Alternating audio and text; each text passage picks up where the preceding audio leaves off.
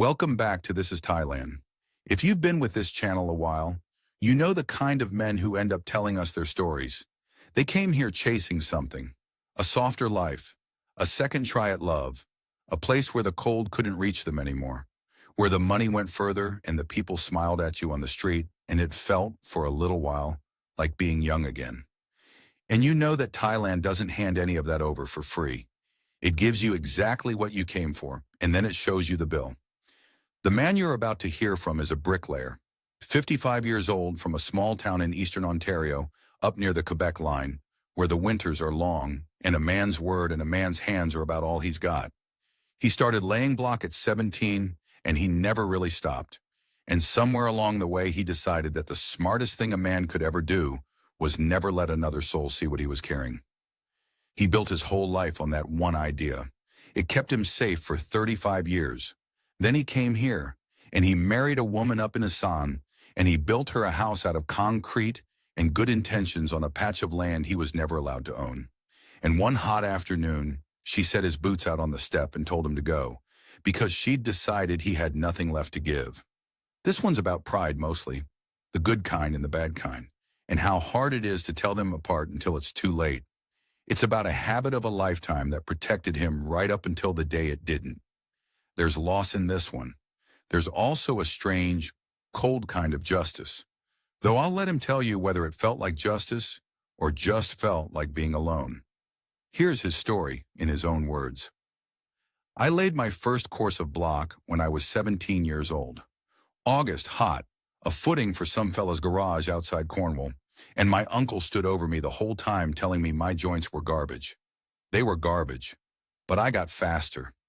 You get faster or you get out, in that trade, and I never was any good at getting out of things. 35 years I did it. Started with one truck and a mixer I bought off a guy who was dying and needed the cash. By the end, I had 40 men on the payroll, 3 crews running, and my name on half the loading docks and fire halls and school additions east of Toronto. Nuka Masonry. Well, that's not the real name, but close enough. People knew it. Architects would spec us by name. That's the thing nobody understands about laying brick. They think it's just stacking rocks. It's not. It's a business with 100 ways to bleed to death, and I kept it alive for 3.5 decades, and I'm proud of that. Prouder of that than anything, if I'm honest, and that's part of what got me into trouble later. But I'm getting ahead of myself. Here's the part you have to understand about me, or none of the rest makes any sense. I never once looked like a man who had money, not once. I drove a Ford pickup with 190,000 kilometers on it and a dent in the box from a pallet that got away from me in '98. I wore the same boots till the steel showed through the toe. I counted my change at the Tim Hortons. My wife, my first wife, God rest the marriage, used to lose her mind over it. She'd say, "Donnie, we can afford the good truck." And I'd say the good truck is the one that starts. Money you earn a brick at a time never feels like money you can wave around. It feels like something you'd better hold on to because you know exactly how many mornings in the cold it took to make it. So I held on to it. Quietly. That was the whole trick of my life. Let them think the old Mason's just scraping by. It's a good way to live. Nobody asks you for anything. Nobody sizes you up. You can walk into any room and be the poorest looking man in it, and it doesn't cost you a thing. And it saves you from about 90% of the grief in this world. I believe that. I still half believe it. Then when I was 53, I was on a job in Kingston, a big precast wall going up, and I bent down to check a line, and it felt like a horse kicked me in the chest. Right down my left arm. I went down in the mud between the pallets, and I remember thinking of all the dumb ways on a job site in the mud, and nobody's going to find me till coffee break. One of my laborers, a kid named Tyler, he found me. He did the compressions. I owe that boy my life, and I've never once known how to say it to him. Widowmaker, the doctor called it. 90-something% blockage. I was flat on my back in the Kingston General for 11 days, and I had a lot of time to think, which is a dangerous thing for a man who's never done it before. 53 years old. 2 marriages behind me, no kids that stuck around. A company worth a small fortune, and I nearly died face down in the mud without ever having spent a nickel of it on anything but more block and more trucks. So I sold. There was a bigger outfit out of the GTA that had been sniffing around for years, and I let them have it. I'm not going to sit here and tell you the number, because that's exactly the kind of thing I've spent my whole life not telling people. And old habits, well, but it was several million. Enough that I never had to lay another brick or worry another day about the cost of anything for the rest of my life, if I lived to be 100. Enough to change what a man is, on paper. Didn't change me, though. That's the thing. The money went into accounts and investments back home. Tidy and boring, most of it where I couldn't touch it without picking up a phone, and I went right on being the guy who counts his change. I had a lawyer, a good one, an old friend from Brockville named Pete, and he set it all up so it just quietly grew and paid me every month more than I could spend, even if I tried, which I didn't. And I was miserable. I want to be honest about that. I had everything, and I was sitting in a rented condo in Kingston in February watching the snow come sideways off the lake, taking 8 pills a day, with nobody to talk to and nothing to build. A man who's worked since 17 does not know how to stop. Retirement damn near killed me faster than the heart attack did. It was Tyler, actually, the kid who saved me, who put Thailand in my head. He'd gone over for a month after a breakup and come back tanned and talking about it like a dog talks about the beach. Warm all year, cheap enough that your money's a joke, people who look you in the eye. And I thought, well, what am I hanging around here for? So I booked a flight to Bangkok, one way, told Pete to keep an eye on things, and I didn't tell a single soul over there what I had. Why would I? That was the whole plan. Go be a poor old tradesman in a warm country where nobody knows me. Freedom, I figured. I was 54 years old, and I thought I was the smartest man in any room. Bangkok in April will disabuse you of that in about 20 minutes. I stepped off that plane at Suvarnabhumi, and the heat came up off the pavement and hit me like the door of a kiln. I stood on the curb, sweating through my shirt, watching the taxis and the vans and about 10,000 people who all seemed to know exactly where they were going, and I thought, Donnie, you old fool, what have you done? I got a room off Sukhumvit, up near Asak, in a little hotel a fella from the plane recommended. First few days, I just walked. That's what I do when I don't know a place. I walk it, same as I'd walk a site before I bid it. In Bangkok, God, it's everything at once. There's a shrine with gold Buddhas and incense, and a woman on her knees praying, and right next to it, a 7-Eleven, and right next to that, a bar with the neon already going at 4 in the afternoon, and a girl leaning in the doorway calling me handsome man, which, let me tell you, at 54 with a scar down my chest is a lie that still works better than it should. But it was too much for me, Bangkok. Too loud, too fast, too many hands out. I'm a small-town guy. I lasted about 3 weeks, and then I got on a plane again. A little knock air flight up to Udon Thani, up in the northeast, the part they call Asan, because a Canadian fella I met at the hotel bar said it was cheaper and slower and greener, and there weren't so many people trying to separate you from your wallet. Turned out he was half right. Udon suited me from the first day. It's a real city, but it breathes. There's a big park in the middle of it, Nong Prayak, with a lake and a walking path and these big yellow duck boats and old folks doing their exercises at dawn. And it reminded me, of all things, of a town back home, just hotter and with better food. I rented a little house on the edge of the city, concrete tile roof, for about $8,000 about a month. That's around 310 Canadian dollars for a whole house. I remember standing in the empty front room doing that math and laughing out loud. $300. My property taxes back home were more than that a week. I bought myself a motorbike, a used Honda Wave, paid 55,000 baht for it, about 2,100 Canadian, and even that I haggled over like it was my last money, out of pure habit. Forgot half my pills on purpose because I felt good for the first time in a year, and I settled in to be nobody. I had a routine inside a month. Coffee in the morning at a little place near the park, where a few of the old foreigners gathered. That's where I met Ray eventually. And a rotating cast of Brits and Aussies and one sour German who had an opinion about everything and had lost, by his own telling, 3 separate fortunes to 3 separate Thai women and learned nothing from any of it. I'd listen to them and think, not me. I'm careful. I don't even look like I've got a nickel. In the afternoons when the heat broke, I'd walk the path around the lake at Nong Prayak with the exercise ladies, and evenings I'd find some plastic stool place and eat myself stupid. Central Plaza on a hot day for the air conditioning. UD Town for the beer garden. 7-Eleven for everything else. Because there's one on every corner and they've got everything a man needs at 2 in the morning, which is a thing you learn about yourself in a new country, what you need at 2 in the morning. And I loved it. That's the part one wants you to hear. For those first months, I was genuinely happy, in a way I hadn't been since before the mud. Nobody knew me. Nobody wanted anything. I'd get my coffee, I'd read, I'd watch them building things, because a mason can't drive past a job site without slowing down. It's a sickness. I'd sit in the shade and critique the local bricklayer's mortar mix in my head like a crank, which is exactly what I was becoming. I met her 3 months in. I want to be careful how I tell this part, because it's easy now to make it sound like a trap that closed on me. It wasn't like that. Or it wasn't only like that. There was a little Samtam place I liked, an Asan joint, plastic stools, a charcoal grill out front, run by a family. Best guy yang I ever ate in my life, grilled chicken and sticky rice you'd eat with your hands out of a little basket, and a green papaya salad so hot it'd take the paint off a truck. I went most days, and there was a woman who worked there some evenings, helping her cousin who owned it. Ploy. That was her nickname. Everybody's got a nickname there. The real name's a mile long. Ploy. She wasn't a kid. That's the first thing I liked about her. She was 38, and she'd been through it, you could tell, and she didn't giggle and flutter at me the way the young ones in Bangkok did. She'd just bring my food and tell me, flat, that I ordered wrong, that no Farang should eat papaya salad that spicy, that I'd hurt myself. And then she'd laugh when I ate it anyway, and sweated and swore I liked it.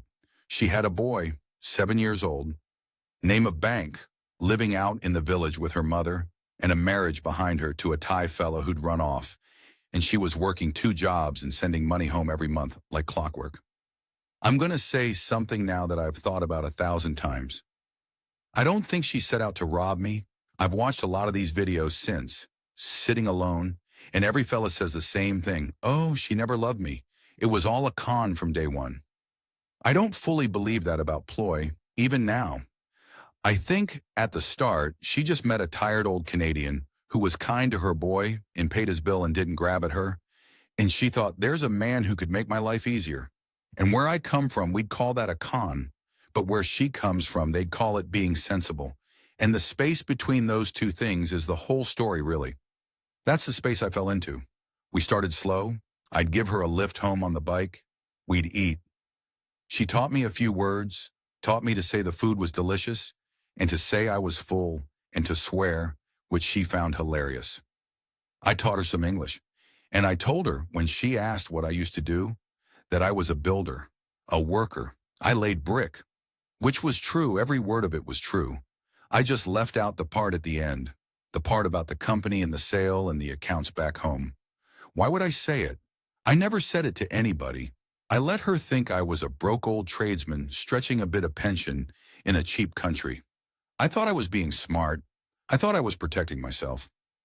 I taught that woman with my own mouth over 100 plates of chicken that I was a man with nothing left to give. And then a year and a half later, she believed me, and she was right to.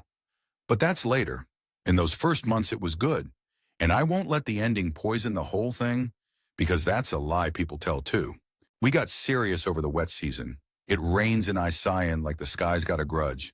Comes down in the afternoon in sheets so thick you can't see the road. And then it stops and everything steams and goes so green it hurts your eyes. I spent that rainy season more or less moving into her life. She stopped working the evening shifts at her cousin's place. She started staying at my little rental house on the edge of town. And it was, I'll tell you, the closest thing to happy I'd felt since I was a young man with a full crew in a job that came in under budget. She cooked. Lord, she cooked. I put on 15 pounds, which my cardiologist back in Kingston would have had a fit about. But I figured I'd rather die fat and happy in the warm than skinny and miserable in the snow. She'd make me massaman curry so I wouldn't have to eat the spicy stuff, because she'd decided, correctly, that my Canadian stomach was a delicate flower. She looked after me, and I'd been a long time without anybody looking after me. The boy came around more. Bank, little serious kid, big eyes, terrified of me at first, this big pale man with a scar. But I've always been all right with kids. and I fixed his bicycle chain one afternoon, out on the step with a bit of oil and a rag, and after that I was all right in his books. He'd sit and watch me the way I used to watch my uncle, and something in me that had been closed up a long time sort of cracked open, watching that boy. I never had kids of my own that stayed in my life. I won't pretend that didn't work on me. It worked on me plenty.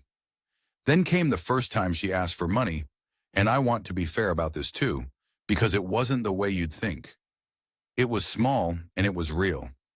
Her mother, out in the village, had a bad tooth gone to infection, needed to get to the hospital in Bandung, needed maybe 3,000 baht for the dentist and the medicine.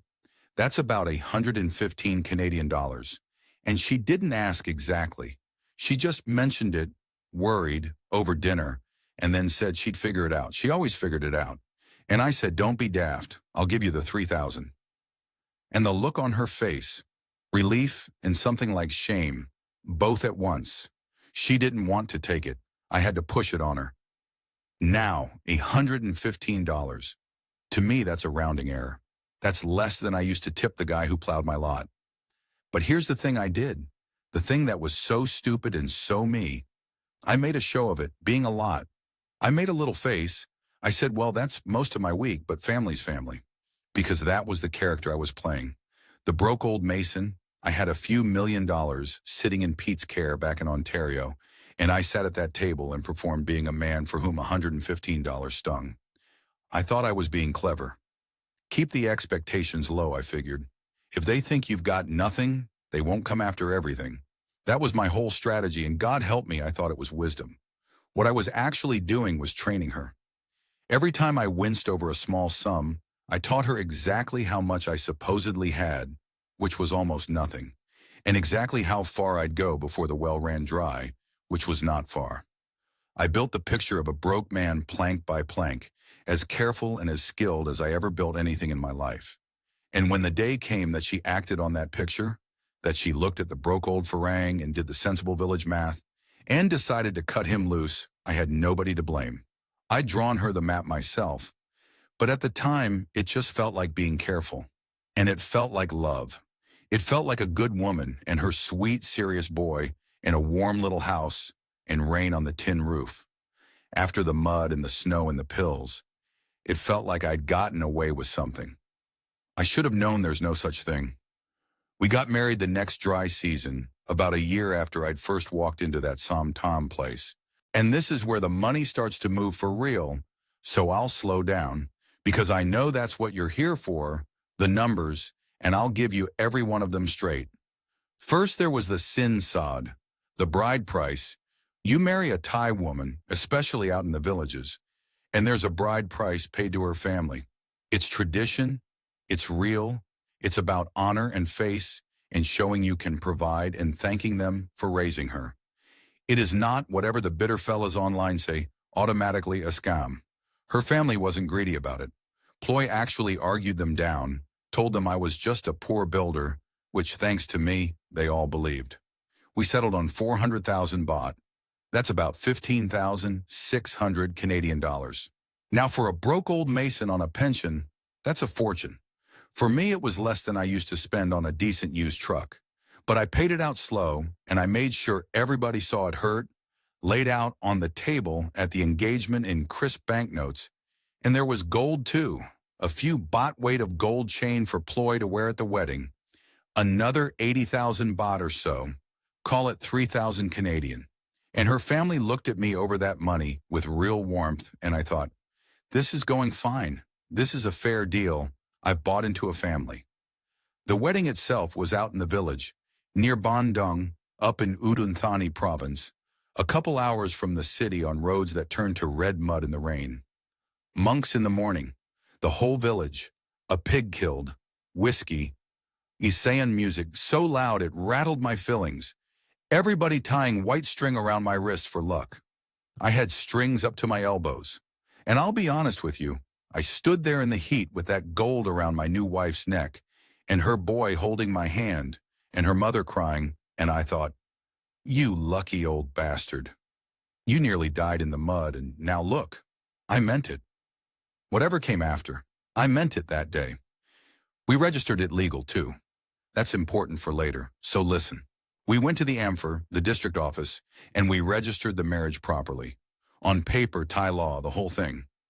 I did it because I'm a man who does things properly. I didn't yet understand what I'd just done, legally, or rather what it would mean when it came apart. But that's getting ahead again. Then came the house, and the house is where a smarter man, or maybe just a less lonely one, would have walked away. Ploy wanted to build a house in the village, near her mother on a bit of family land, and she wanted me to pay for it. And here's the trap that every foreigner in Thailand knows about, and half of them walk straight into anyway, me included. A foreigner cannot own land in Thailand. Cannot. It's the law, flat, no argument. You can own a condo unit in a building in the city, that's allowed, but land, a house on land out in a village, no. So if you build a house on your Thai wife's family land, that house and that land are hers.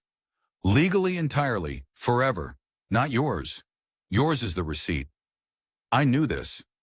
I want to be clear, I knew it going in. A Canadian fella I drank coffee with in Udon, older guy named Ray, been there 20 years, he sat me down when he heard I was building, and he told me straight. Don't do it, Donnie, he said.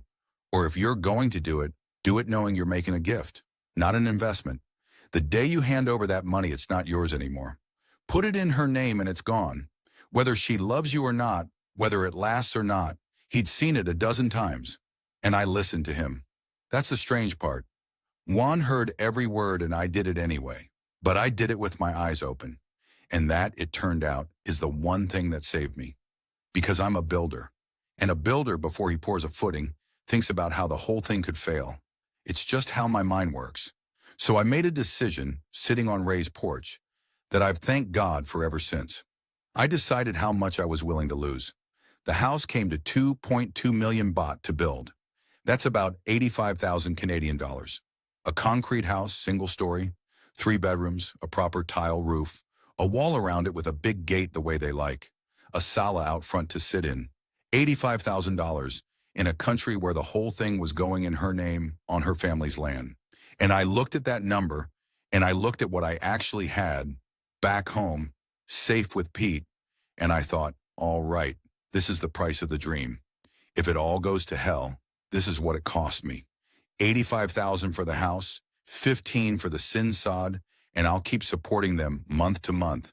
But I will not put another dollar of the real money anywhere she can reach it.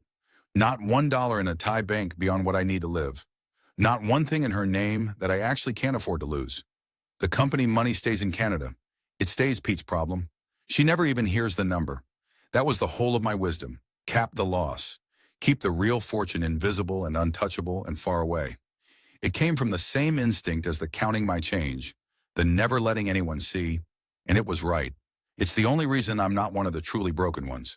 But you'll notice if you're paying attention that the exact same instinct that saved my fortune is the one that ended my marriage. I couldn't let her see what I had, so she married a man she thought had nothing and built her life around getting what little that man had. And when she got it, the man had, by his own careful design, nothing left to offer. I built my own ending. I just used mortar instead of words. So I built the house. And Lord help me, I couldn't stay off the site. You put a mason near a build, he can't just write the check and look away. The local crew, 3 fellas and a couple of their teenage nephews, they were good enough, hard workers. But the block work made my teeth hurt. Courses running off level. Mortar joints you could lose a finger in. They'd lay block wet in the morning, and it'd shift by noon in that heat. I'd stand there in the sun, forbidden by my wife and my heart both from doing any actual lifting, just pointing and grumbling. Employee would laugh at me and tell the fellas the crazy Farang used to be a builder in his country, and they'd smile and nod and go right on laying it crooked. It became a joke in the village. The old Farang who thinks he knows brick. I loved it, though. I want you to know that. Those were good months. I'd ride out from the city, 2 hours on that red road, and spend the day at the site with the boy handing me tools he didn't understand, and eat lunch on my heels with the crew. Sticky rice and grilled catfish and that ferocious papaya salad. And watch a house come up out of the ground that I was paying for with the ghost of 35 years of my own labor. There's a poetry to that a non-builder won't feel. A man who laid block his whole life, building a house in his old age in a country on the far side of the world, for a family that took him in. I felt some of those days like the luckiest fool alive. The money went out in stages, the way a bill does. I set up an account at the Bangkok Bank in Udon, kept a working balance in it, and Ploy handled the payments to the crew and the supplier, because her Thai was the only Thai, and it was her land and her house going up. First pour, the footings and the columns, that was a big chunk, then the block and the roof structure, then the roof tile, the windows, the render, the tile floors, the kitchen, the bathroom.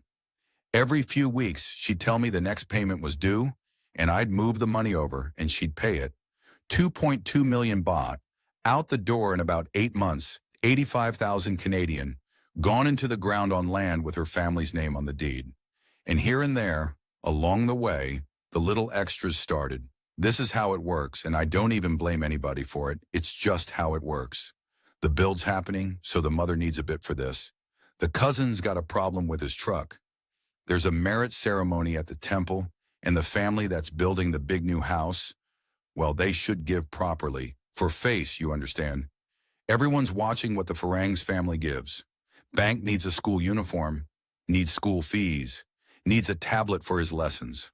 None of it was crazy on its own. A few thousand baht here, 10,000 there, $150, $400, small. I kept a rough tally in my head, the way I'd tally a job. The monthly support to the household had settled at around 25,000 baht a month. That's about 970 Canadian for the house running costs and Ploy and the boy, and a good chunk going to her mother. And then the extras on top, the emergencies and the ceremonies and the truck repairs and the school things. Those added up to, I figure, another 600,000 baht or so across the whole 2 years. Around 23,000 Canadian, dribbled out a few thousand at a time. And every single time, I made a face. That was the tragedy of it in miniature. Every single time the millionaire at the table winced over the $900 like it was his last, because that was the man I'd built. I performed poverty over a curry night after night for a woman who was watching very closely to learn exactly how much was left in a man she had a legal claim to. I think about that a lot now. The winces.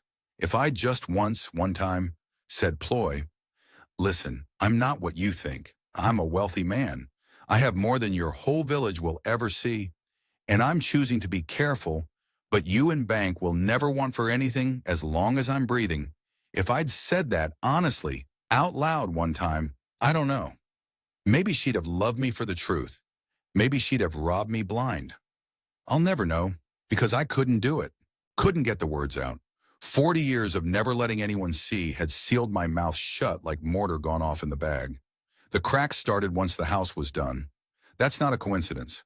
A house being built is a thing full of hope and future. A house that's finished is just a house. And now the question in everybody's mind, spoken or not, is, what's next? What more is there? What's the Farang for now? She got quieter with me, started spending more time out at the village and less in the city with me, which made sense. The house was there, her mother was there, the boys' school was there. But there was a coolness in it I couldn't name. She'd be on the phone, online, and she'd walk out to the sala when I came in the room. Little things. She stopped laughing at my tie. She stopped correcting my order. She'd look at me sometimes across the room with an expression I couldn't read. And I told myself it was just marriage settling into the long, ordinary stretch. The way it does. That's what I told myself. Then Ray, the old Canadian from the coffee shop, he called me one evening. Awkward, said, Donnie, I don't know how to say this, and it's none of my business, but a fella I know's got family out near Bandung, and there's talk. And I said, what talk, Ray? And he was quiet a second, and he said, there's a man been coming around the new house when you're back in the city. Younger Thai fella. And the family's been, well, the word he used was planning. And he said, look, it might be nothing, might be a cousin. Everybody's a cousin out there. But I thought you'd want to know. I didn't sleep that night. I lay in my little rented house in the city with the fan going, and I did what I do. I ran the job in my head. looked for where it was failing, and I made myself a rule, the same rule I'd have used on a bad build. Don't take the foreman's word for it, and don't take the client's word for it. Go look at the work yourself, with your own eyes in the daylight when nobody's expecting you. So that's what I did. I didn't tell her I was coming. That was the whole point. Normally, I'd message her online before I drove out, tell her I was on my way, and by the time I got there 2 hours later, the house would be tidy and dinner would be started, and everything would be arranged the way you arrange things for a guest, which I was starting to understand is what I'd become, a guest in the house I paid for. So this time I said nothing. I got up before dawn, before the monks were even out on their alms round, and I got in the truck, the beat-up Thai pickup I drove out there, not the bike, and I drove the red road east while it was still gray and cool, and I got to the village not long after the sun came up. I parked down the lane, short of the house, by the little shop where they sell the bags of ice and the whiskey and the fish sauce. Force of habit, I suppose, or maybe some part of me already knew to come in quiet. And I walked up to my own house in the morning light. There was a motorbike I didn't know parked inside the gate. Nice one, newer than anything anybody in that family owned. The gate was open and the front was open the way they leave it in the morning for the air, and I could hear voices out back in the cook area, Ploy and her mother and a man, and they were laughing, easy, comfortable, the way you are with somebody who belongs there. And I stood in the yard of the house I'd built, in the shade of the wall I'd complained was laid crooked, and I listened. My Thai was rough, but 2 years of it, and a family talks slower and plainer among themselves than they ever do for a farang, and I understood more than they'd ever have guessed. That was the one thing I had that they didn't know I had. Same as the money. I'd been playing the man who understood nothing. I heard my name, Donnie, and I heard the word they use, farang, and I heard Ploy's mother, clear as a bell, say something I'll carry to my grave. Something about the farang having no money left, that the well was dry. John, that word broke. Poor. And something about the house being finished now, and it was theirs now, and it was time. And the man's voice, easy, saying something back that made them laugh. And Ploy laughing with him. Not a cruel laugh. That was almost the worst of it. Just a comfortable, happy, relieved laugh. The laugh of a woman whose long job is finally nearly done. I didn't kick the gate in. I want you to know I didn't do anything. I'm not that man, and anyway, what was there to do? Everything I was hearing was, by their lights, just true. The farang was broke. I'd made sure they believed that. The house was theirs. That was the law I'd signed up for with my eyes open. There wasn't a lie in the whole conversation, except the one I'd told first, and longest, and to myself. I stood there a minute, then a floorboard. No, a bit of gravel under my boot. And the boy, Bank, came around the side of the house and saw me. And his little face lit right up. Papa Donnie. And he ran at me. And that's the thing that broke me. Not the man, not the mother. The boy running at me happy while behind him his mother's laugh cut off dead. She came around the corner wiping her hands and she saw me. And I watched a whole life of calculation happen behind her eyes in about 2 seconds. The man stayed out of sight. Smart fella. Ploy stood there in the doorway of the house I'd built her, on the land I could never own, with the boy's arms around my waist, and neither of us said anything for a long, long moment. Then she said, in English, careful, quiet, why you not tell me you come? And I knew. Not from the man, not from her mother's words, but from that. Why you not tell me you come? Because there's no version of a good marriage where a man needs to warn his wife before he comes home. I didn't make a scene. One replayed that morning 10,000 times, and I'm at peace with how I handled it, which is more than I can say for how I handled the 2 years before it.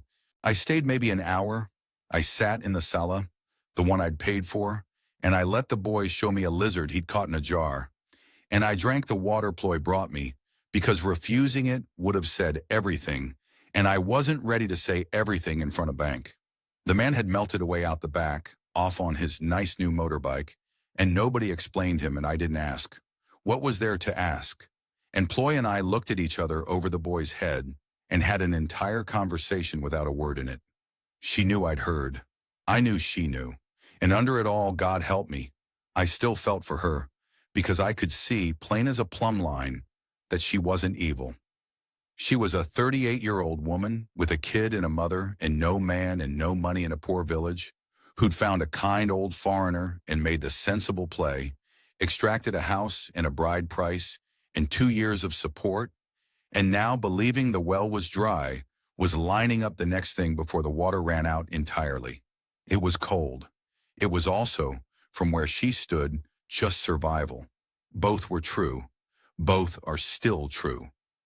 I drove back to Udon that afternoon, and I didn't cry until I was past the halfway mark, out where the sugar cane runs right up to the road, and then I pulled over and I cried like I hadn't since I was a boy.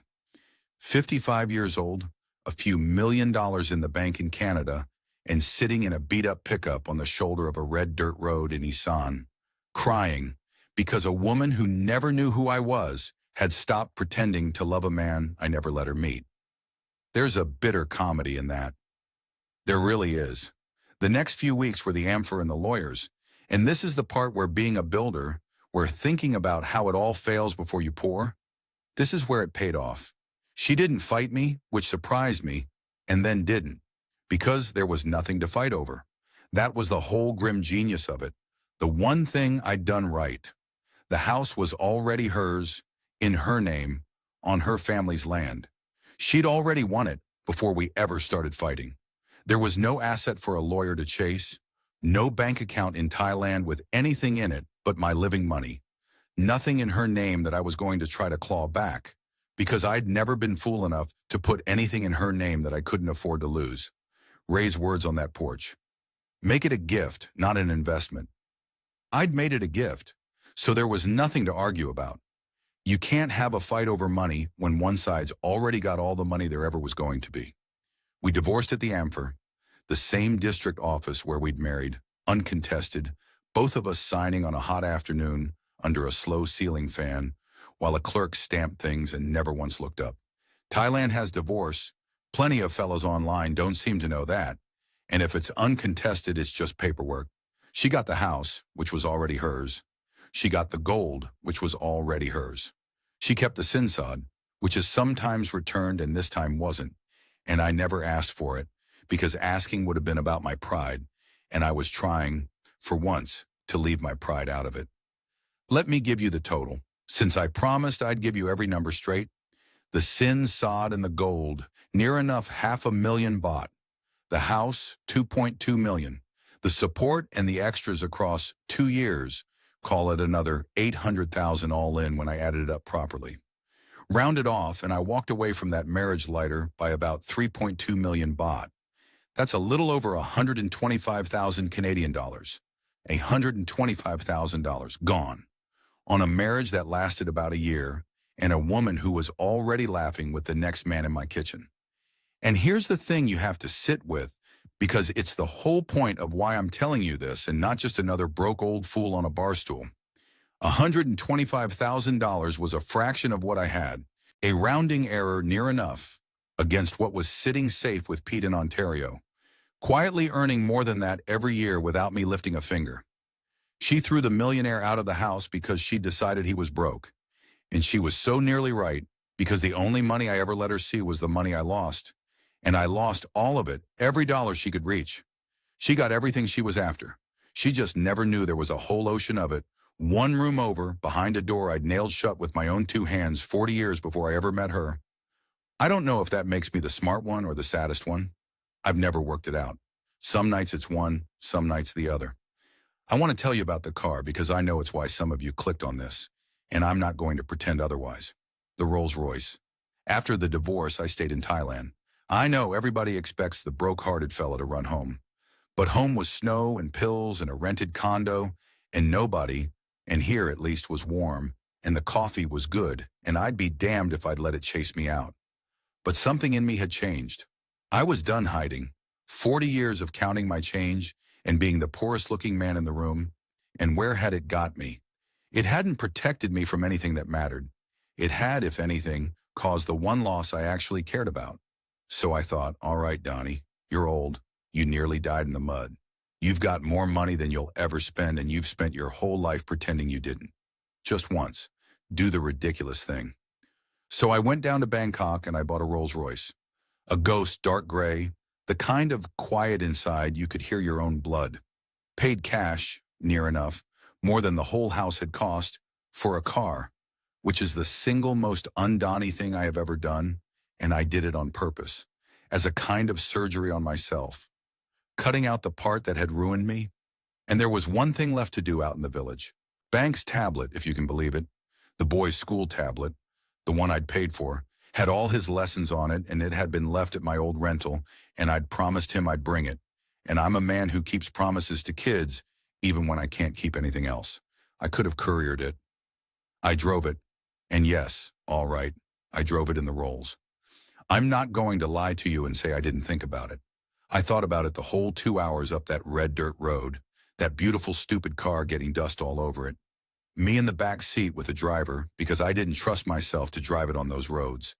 Feeling ridiculous, feeling like I was finally, once, letting somebody see. We pulled up outside the gate of the house I'd built, and the whole lane came out because a car like that had never once been down that road and never would be again. Employee came out to the gate and her mother behind her, and I watched her look at that car, this long, silent, gray thing worth more than everything she'd taken from me put together, and I watched her understand. She didn't cry. She's tougher than that. She just went very still, froze like a rabbit in the yard light, and she looked from the car to me and back to the car, and I saw the arithmetic run behind her eyes one more time. The same arithmetic as always, but this time with the real number in it, the number she'd never had. And I watched her realize that the broke old farang she'd laughed about with her mother, the dry well, had been sitting on an ocean the whole time, and that if she'd just, well. And here's what surprised me. I didn't feel good. I thought I would. I'd pictured that moment on a lot of bad nights, her face when she understood. And when it finally came, all I felt was tired and sad and a little bit ashamed of the car, because her freezing at that gate wasn't her losing a fortune. She never had my fortune to lose. It was just her finally seeing the man she'd been married to, for the first and last time, 2 years too late. And it was me finally letting her see him, for the first and last time, when it couldn't do either of us a lick of good. I gave the boy his tablet. He didn't care about the car. Kids don't. He just wanted to show me a new lizard. I sat with him 10 minutes on the step of the sala.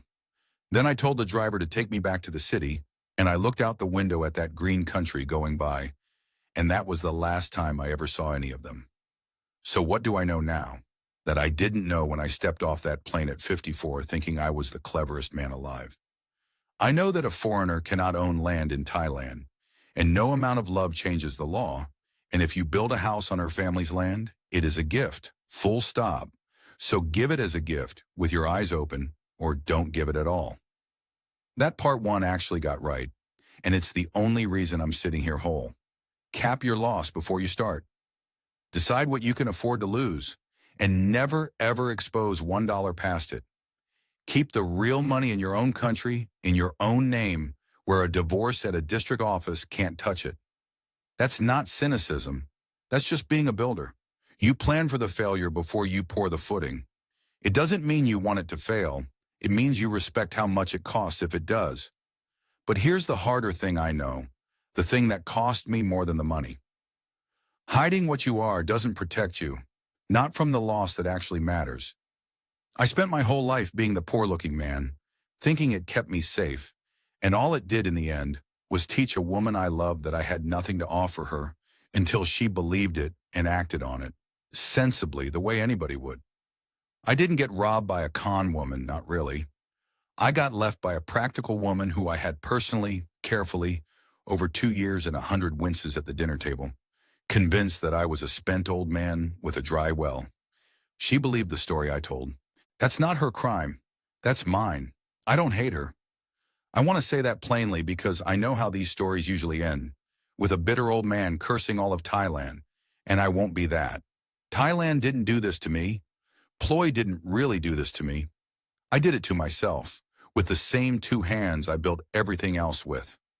She was a poor woman doing the math that poverty teaches you to do, And I was a rich man too proud and too scared to ever tell the truth. And we found each other. And it went exactly the way it had to. There's no villain here.